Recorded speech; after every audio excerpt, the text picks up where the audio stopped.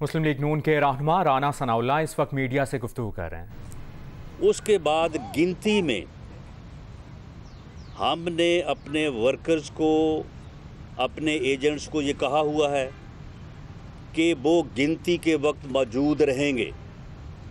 मैं election commission से ये रिक्वेस्ट करूंगा और ख़ास तौर पे चीफ़ इलेक्शन कमिश्नर से ये मेरी अपील होगी कि वो इस बात को इंश्योर करें कि गिनती के वक्त एजेंट्स जो हैं वो उस गिनती को मॉनिटर करने के लिए मौजूद होने चाहिए। न सिर्फ ये कि उनको इजाज़त दी जाए कि वो उस वक्त मौजूद हों, उनको इस बात को जो है वो इंश्योर किया जाए, जो वहाँ पे प्रिजाइडिंग ऑफिसर्स है उनको ये इंस्ट्रक्शंस दी जाएं कि एजेंट्स के सामने जो है वो गिनती होनी चाहिए। 2018 के इलेक्शन में जो एजेंट्स को बाहर निकाल के बाद में गिनती का अमल जो है उसको मुकम्मल किया गया, वो एक्सेप्टेबल नहीं होगा। अगर ऐसी कोई कोशिश हुई तो फिर वहाँ पे अगर कोई सूरत हाल नाखुशगवार पैदा होती है तो उसकी ज़िम्मेदारी जो है वो फिर इलेक्शन कमीशन पे हो सकती है। इसलिए इलेक्शन कमीशन को इस बात को इंश्योर करना चाहिए। नंबर सेकंड, फॉर्म 45 उसके बग़ैर प्रिजाइडिंग ऑफिसर जो है वो अपना पोलिंग स्टेशन नहीं छोड़े। ये रूल्स भी कहते हैं, ये कानून भी कहता है, ये प्रिजाइडिंग ऑफिसर की ज़िम्मेदारी है।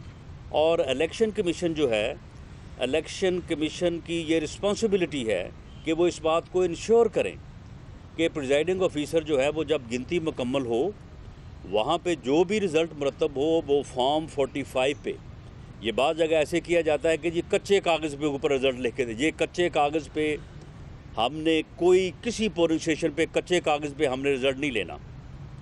और प्रिजाइडिंग ऑफिसर जो है अगर वो 45 फॉर्म को फिल करके रिज़ल्ट दिए बगैर वहाँ से बक्से लेके रिटर्निंग ऑफिसर के ऑफिस की तरफ जाएगा तो हमारी तरफ से फिर रेजिस्टेंस भी होगी, प्रोटेस्ट भी होगा, और हम इसको गैर कानूनी समझते हैं और ये गैर कानूनी है।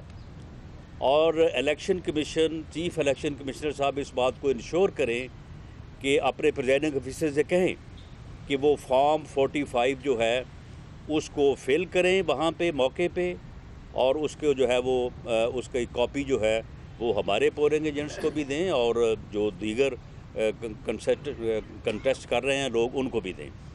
और तीसरी ये है कि वहाँ से जब बक्से लेके प्रिजाइडिंग ऑफिसर साहब चलते हैं तो उनका रिटर्निंग ऑफिसर के ऑफिस तक बर वक्त पहुँचना और सेफ़ पहुँचना जो है ये बड़ा ज़रूरी है।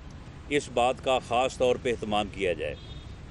मेरे हलके में एक प्रिजाइडिंग ऑफिसर गुम कर दिया गया था और वो कोई अगले दिन जाके 3:30 बजे मिला, और अगर उसके पास जो रिज़ल्ट था वो टोटल 1300 वोट का था। अगर वो कोई 3-4 हज़ार वोट्स का होता, कोई बड़ा पोलिंग स्टेशन होता, तो शायद मैं भी MNA इलेक्ट ना हो सकता। तो ये इस तरह के भी मामलात जो है ये होते रहे हैं 2018 के इलेक्शन में, कि यहाँ पे थोड़ा मार्जिन था, 1-2 पोलिंग प्रिजाइडिंग ऑफिसरों को गायब किया और उनका रिज़ल्ट जो है वो चेंज किया और उसके बाद जो है वो उसको अनाउंस कर दिया। तो ये 3 चीज़ें जो हैं ये पुरअमन इलेक्शन के इनेकाद के लिए, ट्रांसपेरेंसी के लिए, शफाफियत के लिए जो है ये बड़ा ज़रूरी है। और हम ये चाहेंगे कि चीफ़ इलेक्शन कमिश्नर साहब जो है वो इस बात को इंश्योर करें। ये 2 हलके हैं, यहाँ पे रूल्स को ऑब्ज़र्व करना जो है वो कोई बड़ा काम नहीं है, और अगर ये ऐसा हो जाएगा तो ये आइंदा के लिए इलेक्शंस के फ्री फेयर होने के मौके और चांसेस जो है वो ज़्यादा बढ़ जाएंगे। ये जमहूरियत के लिए भी बेहतर है, मुल्क व कौम के लिए भी बेहतर है। और अल्लाह के फजल से इन दोनों हलकों में अगर इलेक्शन फ्री हुआ, फेयर हुआ, जिस तरह के हमारी पूरी कोशिश है कि ये फ्री भी हो, फेयर भी हो, और अगर फ्री फेयर होगा तो पुरअमन भी होगा इंशाअल्लाह ताला। हम इस बात को इंश्योर करते हैं। हमने अपने लोगों से कहा है कि वो कोई आदमी भी जो अनऑथोराइज्ड है वो किसी पोलिंग स्टेशन को विज़िट ना करे, कोई आदमी जो है वो मुसल्ला हो के जो है वो पोलिंग स्टेशन पे ना जाए, जिस तरह से कराची में इनके कायदे हिस्ब इख्तलाफ जो है वो वहाँ पे जिस किस्म का मुजाहरा करते रहे हैं। इंशाअल्लाह ताला हम अमन व अमान की सूरत हाल को भी जो है वो पूरी तरह से जो है वो फैसिलिटेट करेंगे। मकामी इंतज़ामिया से भी मेरी ये गुजारिश है कि वो इस इलेक्शन को फ्री और फेयर जो है वो करवाने में अपना किरदार अदा करें। ये चोरों का जो टोला है ये अब एक्सपोज हो चुका है और इन दोनों इलेक्शंस में जो है वो एक टेस्ट जो है वो सामने आने वाला है, क्योंकि ये चोर का शोर मचाने वाला जो चोर है अब ये पकड़ा जा चुका है। अब लोगों को पता चल चुका है कि ये चोरों का टोला जो है इसने कितने 100 अरब की जो है वो चीनी जो है वो लोगों की खाई है, कितने 100 अरब का डाका आटे में डाला है, कितने 100 अरब का डाका जो है इन्होंने मेडिसिन में डाला है, कितने 100 अरब का डाका गैस और बिजली के बिलों की सूरत में लोगों की जेबों से इन्होंने लूटा है।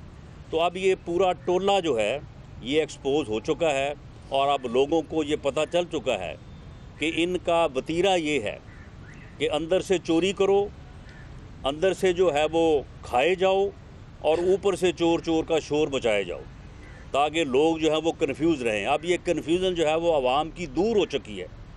दोनों इलेक्शंस में जब मरियम नवाज़ शरीफ साहबा वहाँ पे गई हैं तो आप यकीन करें कि जिस रास्ते से भी वो गुज़री हैं पूरे का पूरा गांव, पूरे का पूरा इलाका जो है वो सड़कों पे था और लोग बरमला जो है ये इजहार कर रहे थे कि इन चोरों से हमारी जान कब छूटेगी, इन चोरों से हमारी जो है वो जान जल्द से जल्द जो है वो छुड़वाएं। आज जो है वो किसी आदमी के लिए भी जो है वो 2 वक्त की रोटी जो है आम आदमी के लिए जो है वो मुश्किल है।